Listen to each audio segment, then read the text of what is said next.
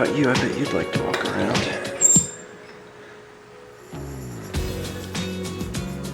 That's exactly what I thought. And then let's close this so you don't have the desire to get back in.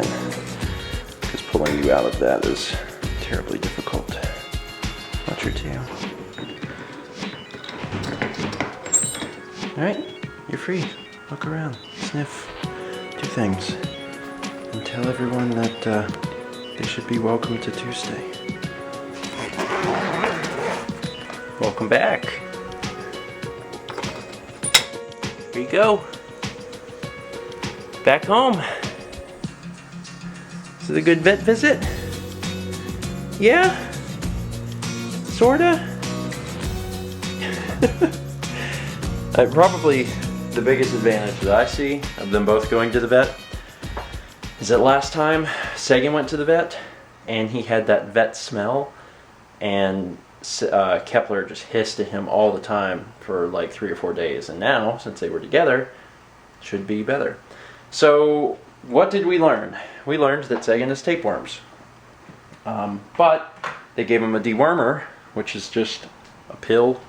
They give him both a dewormer in case Kepler hasn't, we just haven't seen it. And he's good.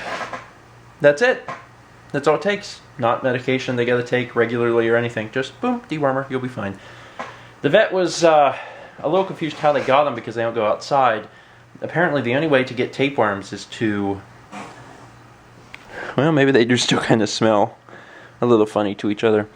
The only way to get tapeworms is apparently to ingest a host of tapeworms.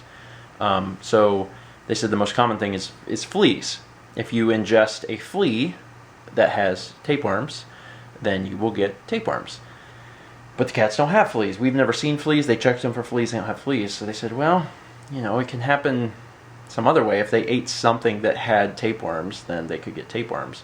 They were just confused because the cats don't go outside. So they still don't understand how they got tapeworms. Their idea about it is the same idea that Mal and I had. Probably something on the porch. I mean, it's not outside, but it is outside. It's just screened in, so maybe something got through a hole and they ate it. I guess that could be, you know, something that happened. They go out quite a bit, so, you know, I guess that's not too surprising. Just for the fact that, I mean, they're out there a lot, even though it has been years, you know, it's been years and this has never happened. But I guess if it's been years and they've never had tapeworms till now, that's pretty good odds. Unfortunately, that was not the bad news. We got some bad news that's, I guess, a little worse than worms. And what that was is that Kepler actually has a heart murmur. Whenever they were checking the cats for their heart, they use a little stethoscope and they check them. The vet stayed on Kepler for an abnormally long amount of time, just checking him and stuff. And she said, has he ever been told that he has a heart murmur? And I said, no. She said, he has a heart murmur. And she said, it's not just a little murmur either. She said, it's like a loud murmur. You know, it's big. I was like, no, never heard that. So then they wanted to do an x-ray. So I let them do an x-ray. They said sometimes an x-ray will reveal if it has like a heart-shaped heart, that they may have, God, what's the term? HCM, which I don't even ask me to tell you what that stands for. It's HCM or CHM or something like that. But they're not sure. So they did the x-ray, and they, unfortunately, Kepler really likes to move around. Sagan's pretty calm and will stay in one spot. Kepler is like super motion man. And because of that, he moved around a lot during the x-ray, and they couldn't really get a good glimpse at the heart. But they think it might be sort of heart-shaped. Although even that isn't like definitive. You know, that's not like this is definitely gonna be a thing. So what they recommended is that I see a cat cardiologist, which is apparently a thing. They have a guy that comes and does it at the office that we could see, or they also gave me information to refer me to another place if I wanted to go to, like, there's a place apparently in Charleston, which is about 2.5 hours away, where it's like big time professionals that do this sort of thing. So we have, you know, those two options. We can see the guy here, who I don't think he's like board certified. He's just been doing it so long he knows what he's doing. Or we can go to Charleston and see cat cardiologist professionals. So yeah, I thought we was going to go in, get the worms taken care of, but we learned of a new problem. Now, that being said, it's good that we learned of the problem, I suppose. But it's still unfortunate that we ran into a new issue. The good news is that both cats are in great health. I also asked about their weight because, you know, their weight loss has been pretty extreme, and I've been happy with how they've done. The vets were ecstatic. Everyone that worked there loves those cats, and anytime they come in, they're really excited. They're like, oh, okay. They like play with them. They really like them.